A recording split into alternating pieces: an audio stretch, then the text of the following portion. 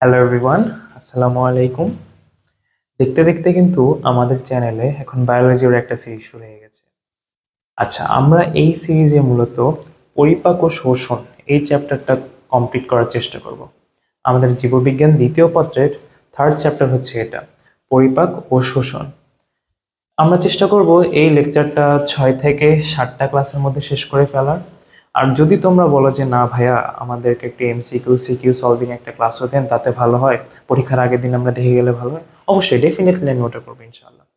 আচ্ছা, তো আমাদের পরিপাক ও শোষণ চ্যাপ্টারের আমরা যে তিনটা ইন্টারেস্টিং টপিক আগে নিয়েছি, আমরা সাজিয়ে গুছিয়ে পড়ার চেষ্টা করব। তো প্রথম আমরা যে তিনটা টপিক নিয়েছি তা হচ্ছে দাঁত ও দন্ত সংকেত, জিহ্বা এবং লালা। আচ্ছা, তো আচ্ছা দেখি তোমরা বলো তো, আমাদের দাঁত কেন দুইবার গজায়? আমাদের দাঁত কেন দুইবার গজায় একটু চিন্তা করো ততক্ষণে। ও আচ্ছা, এর আগে আমি দেখিয়ে দিই, যেহেতু আমাদের চ্যাপ্টারের নাম কি, পরিপাক ও শোষণ। ওকে, পরিপাক, তাহলে আমাদের পরিপাক ও শোষণ চ্যাপ্টার হলে পরিপাক জিনিসটা কি আমাদেরকে আগে এটা জানতে হবে না? আমরা চ্যাপ্টার পড়তেছি পরিপাক ও শোষণ, তো আমাদেরকে তো পরিপাক জিনিসটা কি তা জানতে হবে। ওকে, দেখো, পরিপাক, পরিপাকের ক্ষেত্রে আগে নর্মাল আমি বেসিক গুলো বলি। ধরো আমরা খাবার খেলাম, এটা আমাদের ফেস, ঠিক আছে, এদিক দিয়ে ঢুকলো। আচ্ছা, আমরা খাবার খেলাম, খাবারটা কি খেয়ে আমরা ভাত খেতেছি, রুটি খেতেছি, অনেক বড় বড় আকারে খাচ্ছি না? কিন্তু সেই তুলনায় আমাদের দেহের সেল কিন্তু অনেক ছোট, ক্ষুদ্র ক্ষুদ্র অণু, অনেক ছোট ছোট। তো আমাদের এত বড় খাবার কি ওই সেলগুলো গ্রহণ করতে পারবে? পারবে না তো। তো আমরা কি করতেছি, আমরা খাবারটা খেলাম অনেক বড়, দাঁত দিয়ে চাবাবো, একটু ছোট ছোট টুকরো হবে। তারপরে এটা আমাদের পাকস্থলীতে যাবে, ওখানে রাসায়নিক পরিবর্তন হবে। ধরে নাও আমরা শুধুমাত্র এখন পাকস্থলীর কথাই বলতেছি, এক্ষেত্রে অনেক কিছু ঘটে, জাস্ট পাকস্থলী বললাম। এখানে রাসায়নিক পরিবর্তন হওয়ার মাধ্যমে খাদ্যগুলো একদম ছোট ছোট অণুতে পরিণত হইতেছে, একদম ছোট ছোট, মানে যেটা আমাদের কোষ গ্রহণ করতে পারবে। এরকম ভাবে মনে করো এটা হচ্ছে আমাদের সেল, আমাদের সেল এখন এখান থেকে খাদ্য বা শক্তি উৎপাদন করতে পারবে, কিন্তু এত বড় অণু থেকে কিন্তু এটা খাদ্য গ্রহণ বা শক্তি উৎপাদন করতে পারতো না। এটি হচ্ছে মূলত বেসিক। এখন বইয়ে এটাকে একটু সাজিয়ে গুছিয়ে বলছে, সাজিয়ে গুছিয়ে বলতে কেমন, দেখো সংজ্ঞাটা আমি লিখছি, যে প্রক্রিয়ায়, এটা কিন্তু একটা প্রক্রিয়া, বিভিন্ন হরমোন ও এনজাইমের প্রভাবে, কালারটা চেঞ্জ করি, দেখো,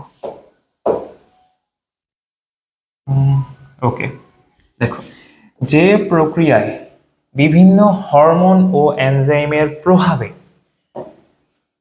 কঠিন ও জটিল খাদ্যদ্রব্য, কঠিন ও জটিল, কঠিন ও জটিল খাদ্যদ্রব্যকে দেহকোষের গ্রহণ উপযোগী, আমাদের কি করতে হবে, আমাদের সেলের গ্রহণ উপযোগী করতে হবে না, দেহকোষের গ্রহণ উপযোগী করতে হবে, দেহকোষের গ্রহণ উপযোগী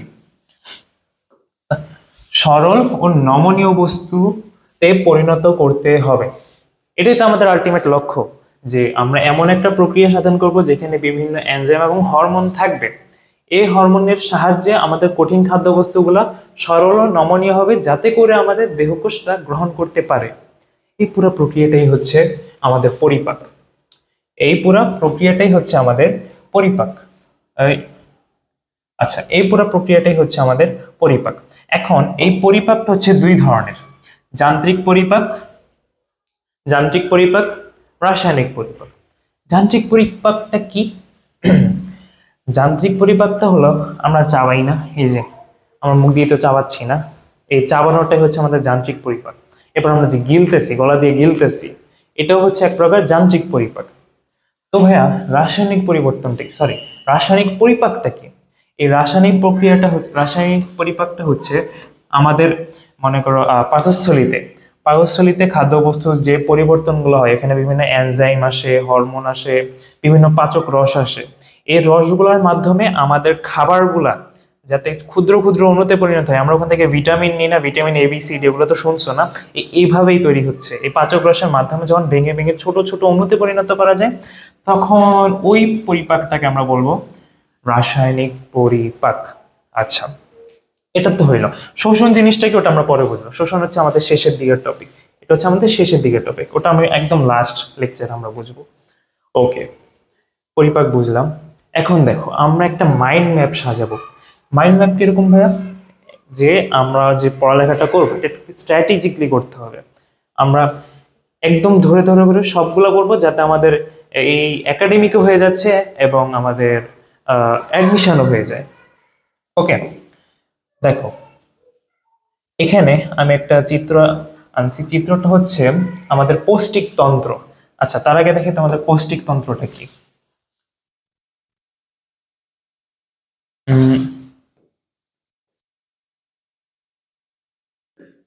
পৌষ্টিক তন্ত্র। আচ্ছা, পৌষ্টিক তন্ত্র। আমাদের পৌষ্টিক তন্ত্র মূলত দুই ভাগে বিভক্ত। একটা হচ্ছে পৌষ্টিক নালী, পৌষ্টিক নালী, আরেকটা হচ্ছে আমাদের পৌষ্টিক গ্রন্থি। পৌষ্টিক গ্রন্থি, আরেকটা হচ্ছে আমাদের পৌষ্টিক গ্রন্থি। ঠিক আছে, আমাদের পৌষ্টিক তন্ত্র দুই ভাগে বিভক্ত। কি কি? পৌষ্টিক নালী এবং পৌষ্টিক গ্রন্থি। ওকে, এখন এই পৌষ্টিক নালী এই দুইটা কিন্তু আমাদের বইতে আছে, একদম বইতে চিত্র সহ দেওয়া আছে। কিন্তু আমি এটা কেন দেখাচ্ছি দেখো, আমাদের পৌষ্টিক গ্রন্থি থেকে অনেক এমসিকিউ আসে। আমাদের পৌষ্টিক গ্রন্থি 5 রকম আছে। লালা গ্রন্থি, লালা গ্রন্থি এটা নিয়ে আজকে আমরা পড়ালেখা করব। লালা গ্রন্থি,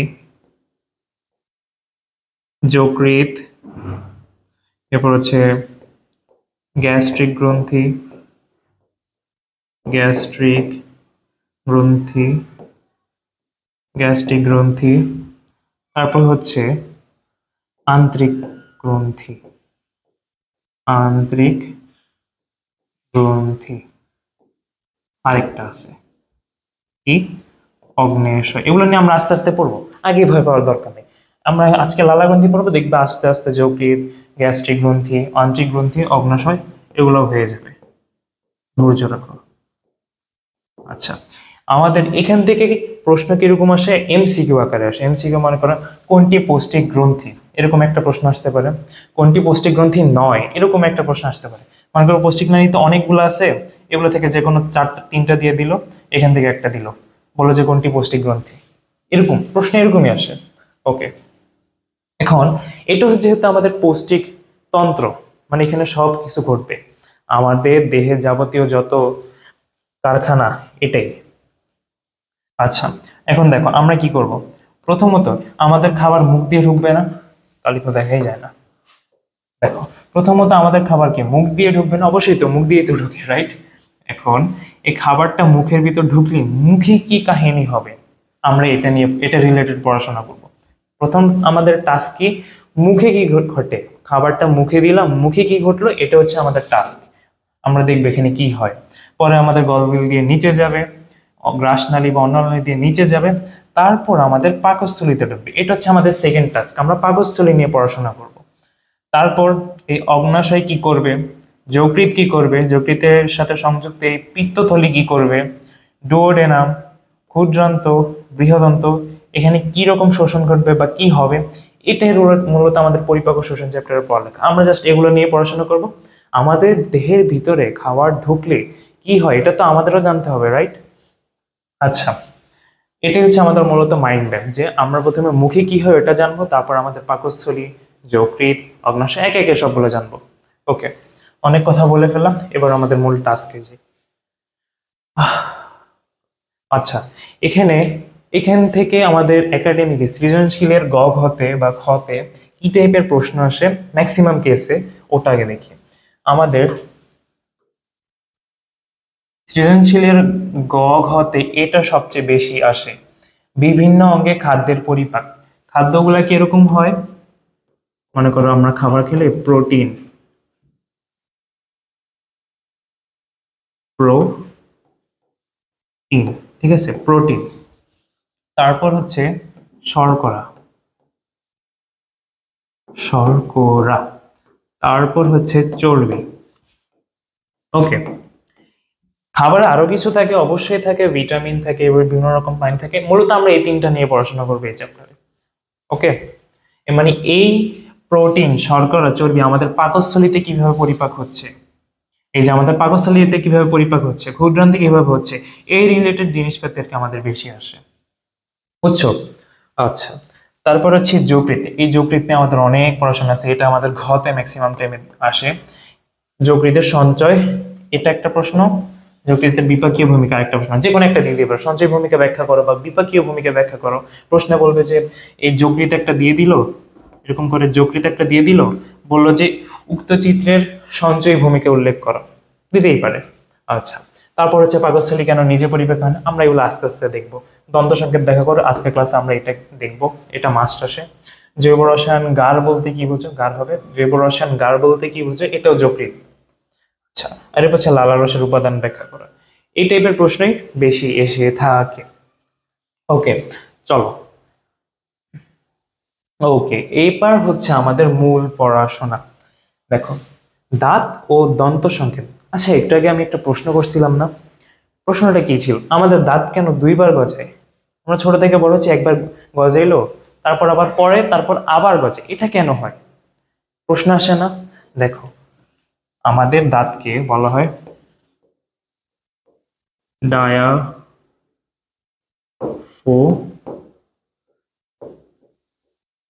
ডায়াফোডন্ট, ডায়াফোডন্ট বলা হয়, ঠিক আছে? আমাদের দাঁতকে কি বলা হয়? ডায়াফোডন্ট, মানে এরকম বৈশিষ্ট্যর অধিকারী, মানে যেসব দাঁত দুইবার গজায় ওই সব দাঁতকে বলা হয় ডায়াফোডন্ট। মানে আমাদের দাঁতে ডায়াফোডন্ট টাইপের একটা বৈশিষ্ট্য আছে।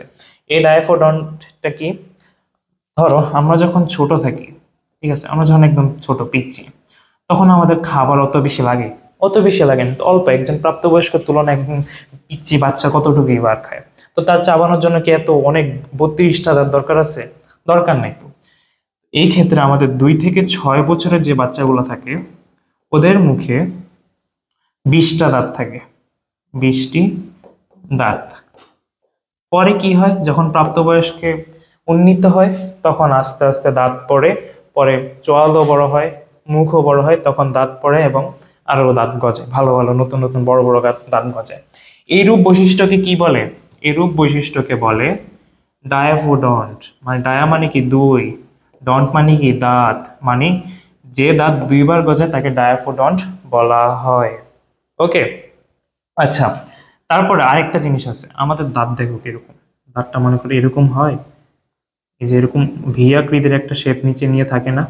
চিত্র অত ভালো হয়নি, জাস্ট বুঝো আমাদের দাঁত কি হয়, নিচের দিকে এরকম ভি আকৃতির একটা চিহ্ন নিয়ে থাকে না, এরকম ভি। এই যে এরকম ভি কেন থাকে, মনে করো এটা আমাদের মাড়ি, এটা আমাদের মাড়ি, আমাদের মাড়ির এদিকে সকেটের মতো করে কিছু অংশ থাকে, মনে করো কারেন্টের প্লাগ, কারেন্টের প্লাগ আমরা যেখানে ওটাকে সকেট বলে না, এই সকেটের মতো অংশ থাকে, এই ভি এর মতো অংশ এটার ভিতরে থাকে। ওকে, এই কারণে এটা যুক্ত থাকে, লেগে থাকে, এই কারণে এটাকে বলা হয়, এই বৈশিষ্ট্য থাকার কারণে এটাকে বলে থেকোডন্ট, থেকোডন্ট। ওকে, থেকোডন্ট মানে কি, থেকো মানে কি প্রথিত অংশ থাকে, প্রথিত অংশ থাকে। এগুলো একদম বেসিক লেভেলের পড়াশোনা, জাস্ট তোমরা বুঝো আর কিছু না, একবার মাথায় ঢুকলে এটা আজীবন মনে থাকবে। এগুলো এমন জিনিসটা যে ভুলে যাবো খুব সহজে। ওকে, ওগুলো ম্যাক্সিমাম কেসেসে আমাদের এমসিকিউতে বেশি আসে। এটা রাখবো, আচ্ছা রাখি, তোমরা যদি পরে পিডিএফ দেখে পড়ো। ওকে, এখন দেখো, আমরা একজন প্রাপ্তবয়স্কের দাঁতের পাটি নিলাম মনে করো, কলোনি। এখন দেখো আমরা কি করব, এই বরাবর করে একটা ভাগ করব। হ্যাঁ,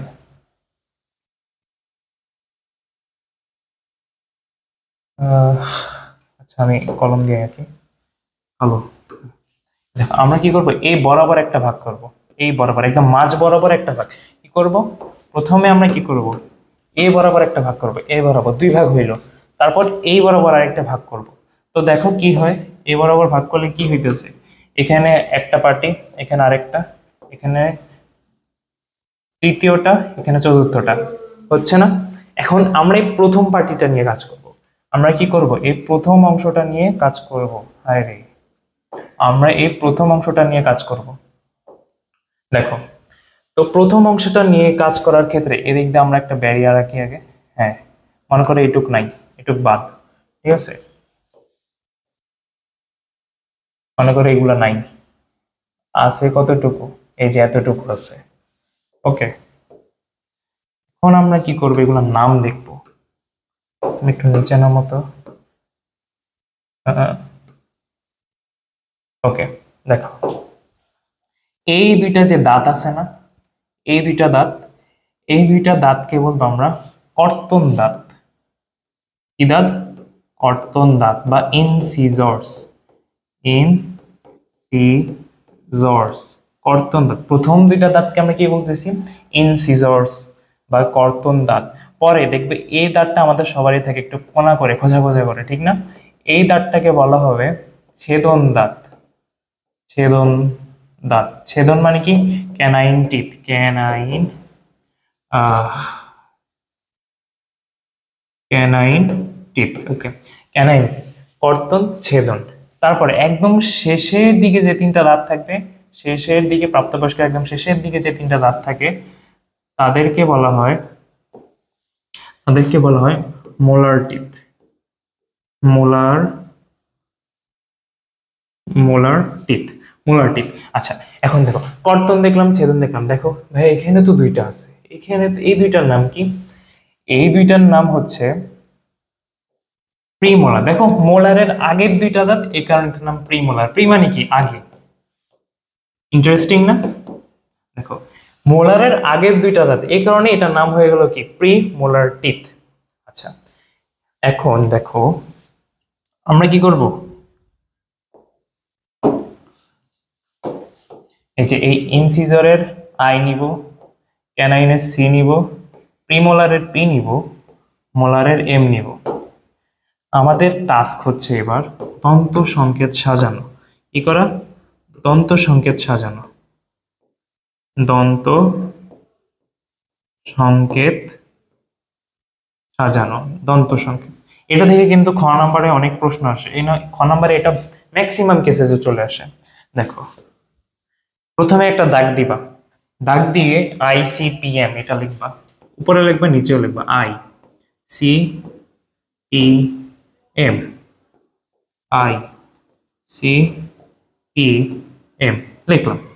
তারপর কি করবা, এই যে আমরা বললাম না প্রথম অংশে, এই প্রথম অর্ধে কি ছিল? ইনসিসর দাঁত দুইটা ছিল, লেখো 2। এটা অন্য কালে দিয়ে দেখাই, দেখো 2 লিখলাম। ক্যানাইন টিথ কয়টা থাকে? একটা ভাগে ক্যানাইন টিথ কয়টা থাকে? একটাই থাকে, একটাই থাকে, একটাই দিলাম, এক এক দিলাম।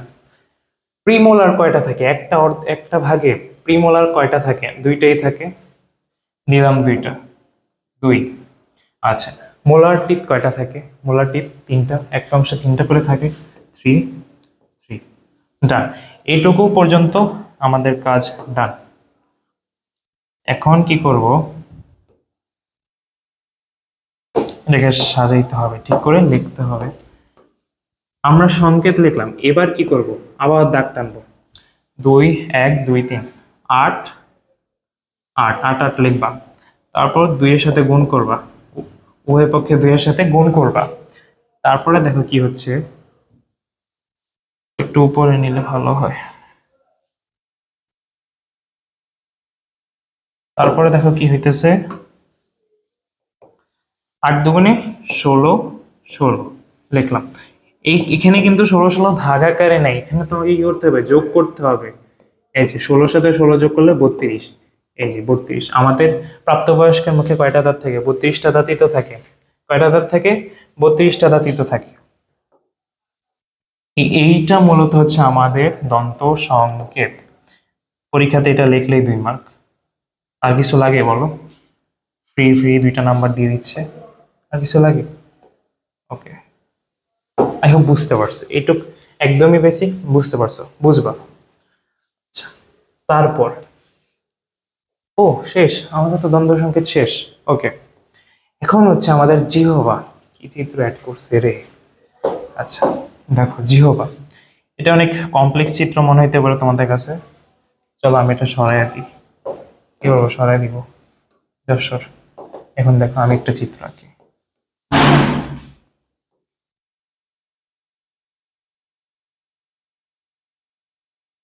হুম।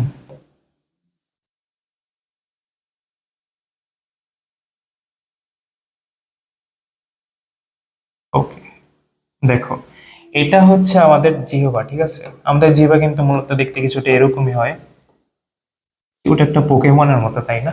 যাই হোক, আচ্ছা, দেখো, আমাদের জিহ্বা মূলত আমাদের মুখের ম্যান্ডিবল, এই যে আমাদের যে চোয়াল আছে না, চোয়াল, এই যে, এটা হলো মূলত আমাদের চোয়াল, ঠিক আছে? এই চোয়াল আমাদের এই ম্যান্ডিবলের সাথে যুক্ত থাকে। আর কই যুক্ত থাকে? আমাদের হাইওয়েডের সাথে, হাইওয়েডের সাথে। এটা পুরাটাই মূলত পেশি নির্মিত। আমি এখানে লিখে দিই কি, প্রথমে ম্যান্ডিবল প্লাস হাইওয়েড অস্থি এটার সাথে যুক্ত থাকে, ঠিক আছে? আচ্ছা, তারপরে হচ্ছে এটা পুরোটা পেশি নির্মিত, পেশি নির্মিত, এটা পুরোটা হচ্ছে কি, পেশি নির্মিত। ওকে, পুরোটা পেশি নির্মিত। ওকে, এখন দেখো, আমাদের জিহ্বায় আমরা মূলত 4 রকমের টেস্ট গ্রহণ করতে পারি। 4 রকমের টেস্ট কি কি, কি কি ভাই বলো তো? মিষ্টতা, লবণাক্ততা, লবণাক্ততা, অম্লতা, অম্লতা মানে কি, টক, অম্লতা, যেহেতু লিখে দিই টক, অম্লতা। তারপর হচ্ছে তিক্ততা, মানে কি, তিতা, তিক্ততা।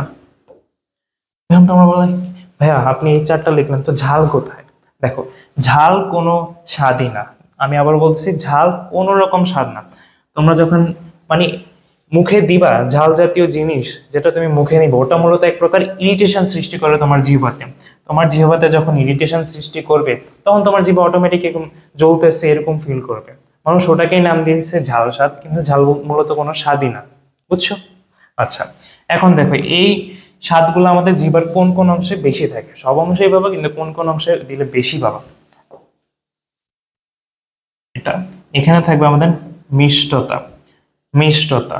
তারপর হচ্ছে এই দুই সাইডে লবণাক্ততা, লবণাক্ততা। এটা আমরা লিখবো মিল অতি। এই দেখো, আমি তোমাকে দেখাই দিই, মনে রাখার ট্রিক, মিল ও তি, মিষ্টতা, লবণাক্ততা, অম্লতা, তিক্ততা। ওকে, মিল, এবার দেখো, অম্লতা, অম্লতা, আর এই সাইডটা পুরোটা হচ্ছে তিক্ততা, তিক্ততা। এখন এখানে আমাদের একটা জিনিস পড়তে হবে, যে আমাদের জিহ্বাতে এবার ছোট ছোট ছোট ছোট অনেক অংশ থাকে না, ছিদ্র বা অংশ যেটাই বলো, এরকম থাকে না? এগুলাকে বলে টেস্ট বার্ড, টেস্ট বার্ড বা স্বাদকুড়ি, স্বাদকুড়ি। স্বাদকুড়ি আমাদের জিহ্বাতে 20,000, প্রায় 20,000-এর মতোই থাকে, 20,000-এর মতো থাকে। দেখাই, এখন এই টেস্ট বার্ডের গঠন সম্পর্কে একটু দেখাই। দেখো, এটা মূলত আমাদের জিহ্বার প্রস্থচ্ছেদ, হয়নি, এরকম থাকবে, এরকম করে এরকম একটা আসবে। বুঝছো? এটা হচ্ছে আমাদের জিহ্বার প্রস্থচ্ছেদ। কাটছি, প্রস্থ বরাবর কাটছি, প্রস্থ বরাবর না, লম্ব বরাবর কাটছি। হ্যাঁ, আচ্ছা, দেখো, এখানে বড় বড় নীল এটা কোষ দিলাম, এগুলো হচ্ছে কোষ। এই কোষগুলোর মাথায় অ্যান্টেনার মতো কিছু অংশ থাকে, চিকন করে দিই, অ্যান্টেনার মতো, সুতার মতো কিছু অংশ থাকে। এগুলোকে বলা হয় কি, অ্যান্টেনা, অ্যান্টেনা। এত চিকন লেখা বোঝা যাচ্ছে কিনা? ওকে, অ্যান্টেনা। তারপর এই যে নীল যে অংশ দেখতে পারতেছো না, নীল, এটাকে বলা হবে স্বাদ গ্রহণকারী কোষ, স্বাদ গ্রহণকারী, স্বাদ গ্রহণকারী কোষ বা গাস্টেটরি সেল, গাস্টেটরি সেল। এমসিকিউ আসতে পারে গাস্টেটরি সেল কোথায় থাকে, জানোই তো, বি থাকে। আচ্ছা, এরপর এখানে আরো কিছু কোষ থাকে, নিচের দিকে ছোট্ট করে গোল গোল কিছু কোষ থাকে, এগুলোকে বলা হয় ভিত্তি কোষ। ভিত্তি ভিত্তি কোষ বা বেসাল সেল। কি, জিহ্বার এই অংশটুকুতে একটা ছিদ্রপথ থাকে, এটাকে বলে ছিদ্রপথ, যেটাই বলো ছিদ্রপথ। এই ছিদ্রপথে আমাদের অ্যান্টেনা অংশ থাকে, এই যে অ্যান্টেনা বের হয়ে থাকে, যখন খাদ্য এখানে আসবে তখন কি হবে, এই খাদ্যের টেস্ট অ্যান্টেনা গ্রহণ করবে, গ্রহণ করে সে কি করবে, স্বাদ গ্রহণকারীকে কোষে পাঠাবে। এটাই মূলত ওর মূল কাজ, যে ও স্বাদ গ্রহণ করবে। স্বাদ গ্রহণ করে ও কি করবে, বেজাল সেলের কাছে সিগন্যাল পাঠাবে যে এটা স্বাদ এমন। বেজাল সেল কি করবে, ওরা তিনজন একত্রে হইলো, একত্রে ওদের স্নায়ু কোষে পাঠাবে, স্নায়ু কোষে পাঠাবে। এটা মূলত স্নায়ু কোষ, মনে করো স্নায়ু কোষে পাঠাবে।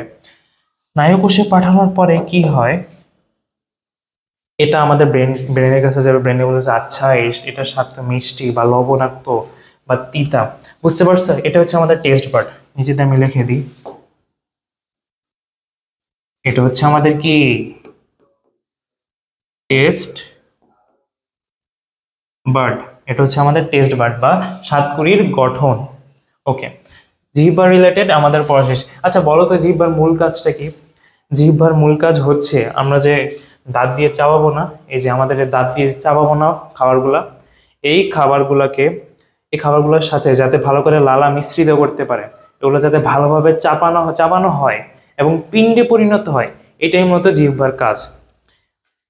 আচ্ছা, তারপর তারপর হচ্ছে আমাদের লালা বা স্যালিভা। দেখো আমাদের বলতো লালা গ্রন্থি কয় জোড়া থাকে মুখে, ছোটকাল থেকেই পড়ে আসছো। লালা গ্রন্থি থাকে আমাদের 3 জোড়া। কয় জোড়া থাকে? 3 জোড়া। একজন প্রাপ্তবয়স্ক মানুষ প্রতিদিন 1200 থেকে 1500 ml লালা ক্ষরণ করে। একজন প্রাপ্তবয়স্ক মানুষ প্রতিদিন 1200 থেকে 1500 ml লালা ক্ষরণ করে। এটাকে এদিকে নিয়ে আনি। দেখো লালা গ্রন্থি কি, এই লালা গ্রন্থিতে আগে, লালা গ্রন্থি কই কই আছে কি আছে পরে দেখবো, পরে আগে দেখো লালা গ্রন্থিতে মূলত কি আছে, লালা গ্রন্থির ভেতরের জিনিসপাতিগুলো কি আগে ওটা দেখো। আচ্ছা, লালা গ্রন্থি, লালা গ্রন্থিতে আমাদের এদিকে থাকে 2 প্রকার সেল থাকে, 2 প্রকার সেল। একটা থাকে mucin mucin cell, mucin cell থাকে। আর একটা থাকে সেরাস সেরাস সেল। লালা গ্রন্থিতে 2টা সেল কি কি, মিউসিন সেল, সেরাস সেল। এখন এই মিউসিন সেল কি করে, মিউকাস ক্ষরণ করে, মিউকাস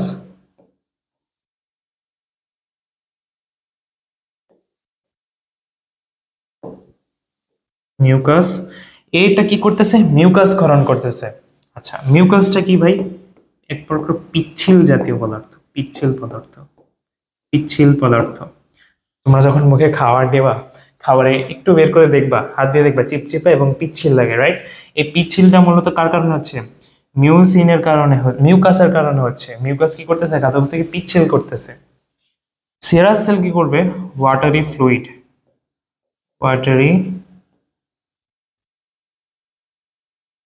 ক্ষরণ করবে। ওয়াটারি ফ্লুইড এটা কি ভাই, এটা হচ্ছে এক প্রকার ফ্লুইড, মানে কি তরল না, মানে এটা হচ্ছে এক প্রকার তরল ক্ষরণ করবে।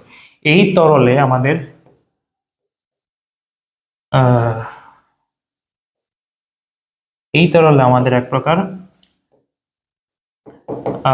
এনজাইম থাকবে, টায়ালিন থাকবে এবং মলটেস থাকবে, মলটেস, এই এনজাইমগুলো থাকে।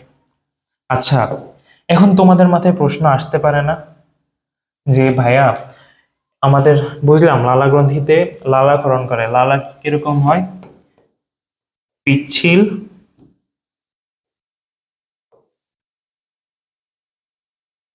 পিচ্ছিল আর হচ্ছে পিচ্ছিল এবং তরল ক্ষরণ করে, ঠিক আছে। লালা গ্রন্থি কি হচ্ছে পিচ্ছিল তরল জাতীয় পদার্থ বা লালা ক্ষরণ করতেছে। ওকে, এই লালা গ্রন্থিতে দুইটা সেল থাকে, mucin cell, serous cell. Mucin কি করছে? মিউকাস ক্ষরণ করছে, যেটা আমাদের খাদ্যবস্তুকে পিচ্ছিল করতেছে। সেরাস সেল কি করতেছে? ওয়াটারি ফ্লুইড ক্ষরণ করতেছে, যেখানে টায়ালিন এবং মল্টেস থাকে, এটা আমাদের পরিপাকে সাহায্য করে। এখন তোমাদের মাথায় এক প্রশ্ন আসে না? দেখো তো, যে ভাই আমরা তো অনেক রকম খাবার খাই, এই খাবারে অনেক রকম জীবাণু থাকে, হাজার সেদ্ধ করার পরে অনেক সময় জীবাণু থেকে যায়, বা অনেক সময় বাতাসে বেশিক্ষণ রাখলে ব্যাকটেরিয়া জন্মায়, জীবাণু জন্মায়। এই ক্ষেত্রে তাহলে আমরা কেমনে মানে ভালো থাকতে পারতেছি? প্রশ্ন আসে না? দেখো, আমাদের লালায় একটা এনজাইম থাকে, এটা কি করতেছে?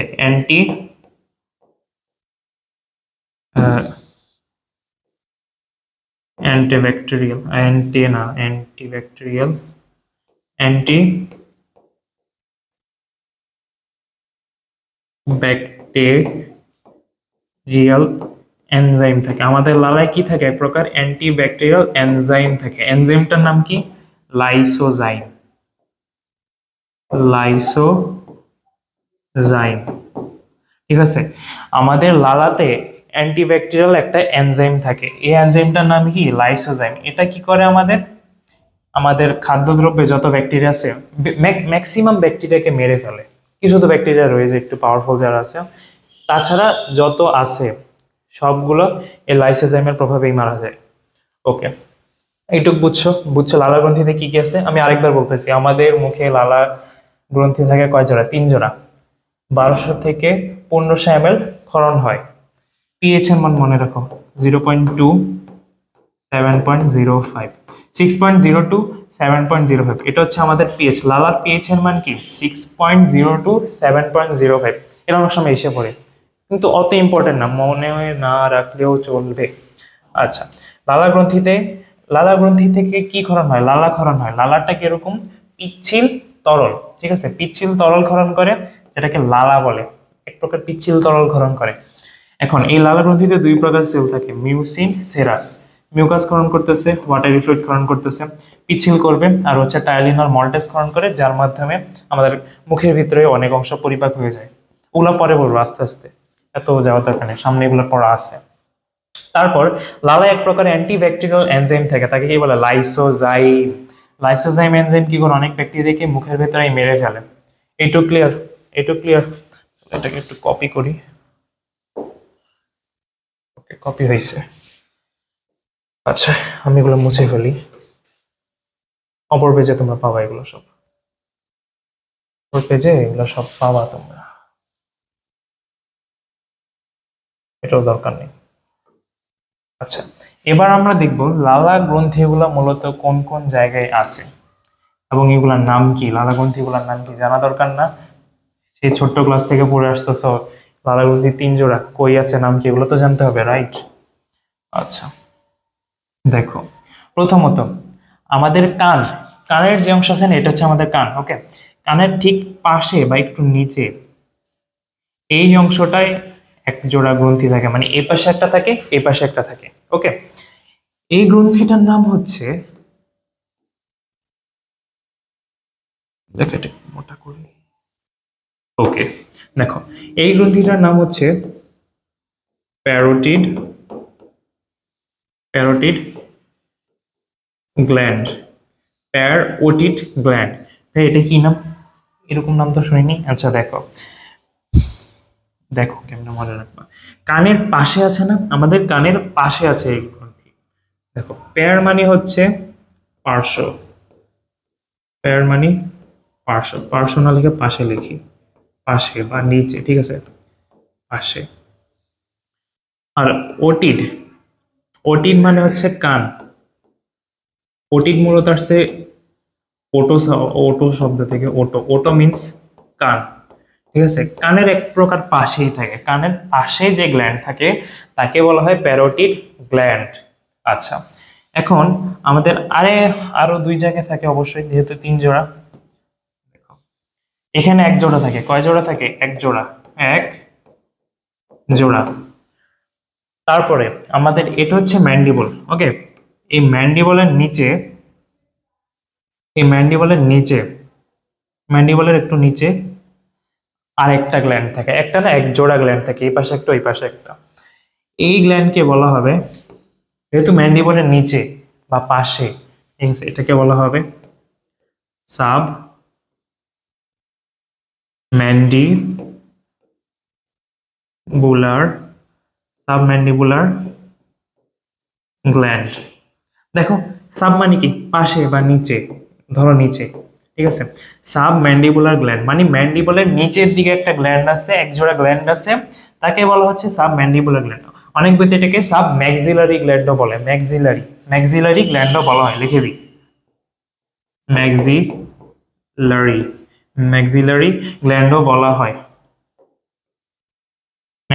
গ্ল্যান্ডও বলা হয়, অনেক বইতে এটাকে কি লেখা? ম্যাক্সিলারি গ্ল্যান্ডও লেখা হয়। আচ্ছা, তারপর এটা তো সবাই জানো, আমাদের জিহ্বার নিচে এক জোড়া থাকে, না জানলে অসুবিধা নেই, তাও দেখো আমাদের জিহ্বার নিচে এক জোড়া লালা গ্রন্থি থাকে। এই লালা গ্রন্থিকে বলা হবে, কই লিখবো? এখানে লিখি, এই লালা গ্রন্থিকে বলা হবে সাব লিঙ্গুয়াল গ্ল্যান্ড। এখন তোমাদের প্রশ্ন, ভাই এতগুলো কেমনে মনে রাখবো? সহজ তো, দেখো প্রথমে কানের নিচে আমি পড়ছি কি? ওটিড মানে কি? কান, মানে প্যারোটিড গ্ল্যান্ড হতেছে কি? কানের নিচে বা কানের পাশে এক জোড়া গ্ল্যান্ড থাকে, ওটাকে বলে প্যারোটিড গ্ল্যান্ড। পরে আমাদের ম্যান্ডিবুলার নিচে, ওটাতে একদম সহজ, সাব ম্যান্ডিবুলার গ্ল্যান্ড। তারপর আমাদের জিহ্বার নিচে, জিহ্বা দিয়ে, আচ্ছা বলো তো আমরা ল্যাঙ্গুয়েজ বলি না, জিহ্বা দিয়ে আমরা কি বলি? ল্যাঙ্গুয়েজ। আমি এভাবে মনে রাখছি, দেখো ল্যাঙ্গুয়াল মানে কি? ল্যাঙ্গুয়েজ। আমরা ল্যাঙ্গুয়েজ যেটা দিয়ে বলি, জিহ্বার নিচে মানে সাব মানে কি? নিচে এক জোড়া গ্ল্যান্ড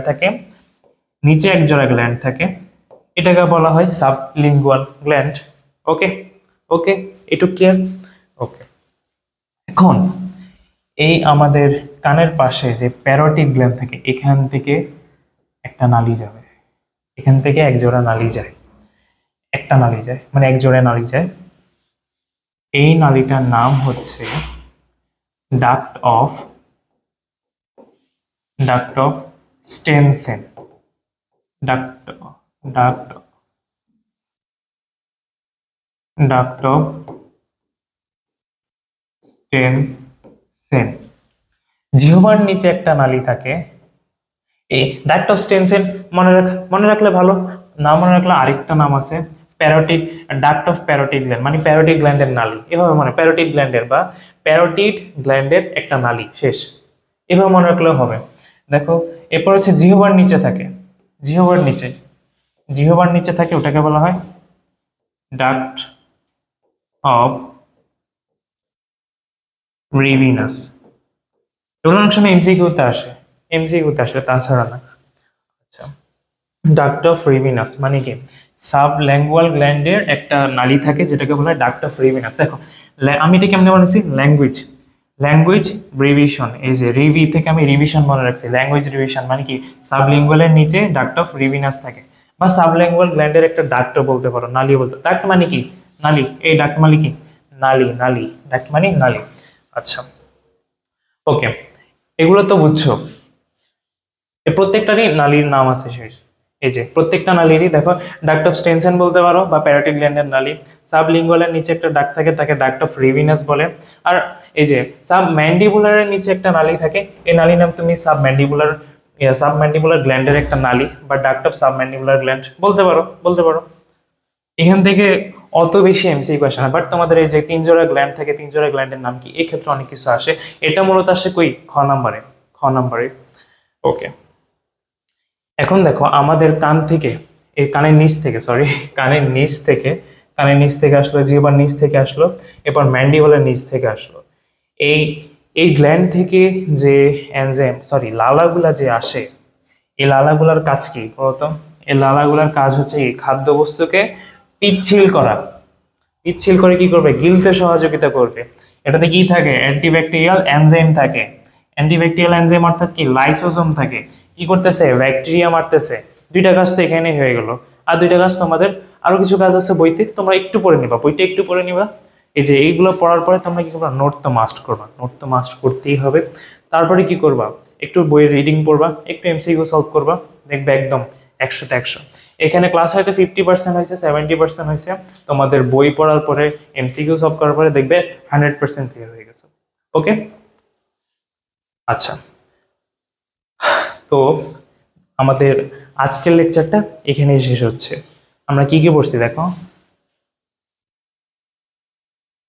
আমরা দাঁত পড়লাম, দন্ত সংকেত পড়লাম, এখান থেকে ক ক খ এবং এমসিকিউ আসে, জিহ্বা, খ এবং এমসিকিউ আসে, স্যালিভা, এটাতে হচ্ছে ক খ এবং এমসিকিউ আসে। আমরা মানে ক খ এর পার্টটা আগে শেষ করতেছি, পরে আমরা গ ঘ এর পার্টে যাব, বুঝছো, এবং এমসিকিউ সাথে সাথে শেষ হয়ে যাচ্ছে, ভালো কথা। তো আমাদের লেকচারটা এখান পর্যন্তই। আস্তে আস্তে আমাদের দেখবে একদিন পর পরই আমি ভিডিও ছাড়ার চেষ্টা করবো ইনশাল্লাহ। এখন আমি মোটামুটি ফ্রি আছি, দেখা হবে অন্য কোনো ভিডিওতে। আল্লাহ হাফিজ।